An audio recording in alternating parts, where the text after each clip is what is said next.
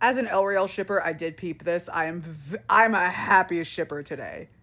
I went on Reddit this morning and I saw this. I saw that pink and blue heart and I went, oh, oh. I know she's not actually confirming the ship for the next book, the next two books. I know she's not doing it this way, but it's a pink and blue heart. Like, it's not a confirmation, but like, I do think it's very interesting that she is like doubling down on this point about like mating bonds aren't always true love and all of that. And like, yes, that was established in the books and all of that. Like, we have that information. The emphasis of that information on a Call Her Daddy interview, which is decidedly mainstream shit.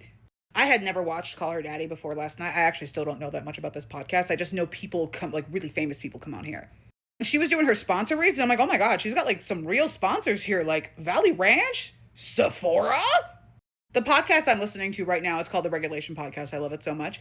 Their sponsors are like, Hello Tushy. She's got Sephora. Like, there's clearly like a podcast hierarchy, and Call Her Daddy sits at the top.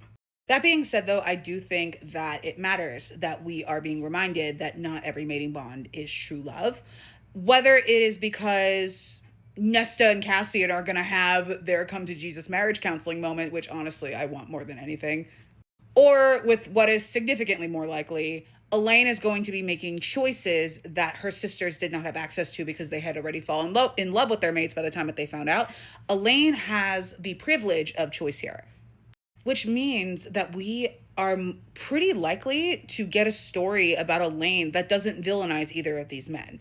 That is like the thing. Like, I would hate to see an ELRIEL story that villainizes Lucien. I think that would be like I think that would be bad. It would be bad for the other's character development, and it would really undercut like the Night Court and like Tamlin and all of that if one of them was that shitty.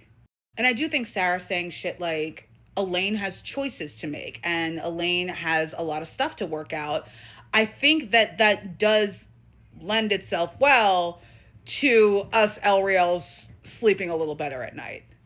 I will say ship war wise, this is probably still anybody's game, just because she didn't actively say it's about these two, it's about Elaine and these two, or it's about like Az and these two or whatever.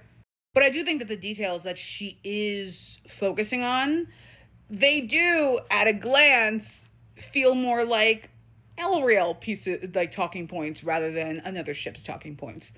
And I also think that lends itself well to my personal theory that Elaine and Lucien and Az and Bryce actually are going to go on like a grand adventure trying to break their bonds because they have already chosen people, or they are trying to escape or circumvent the hands of fate, so to speak.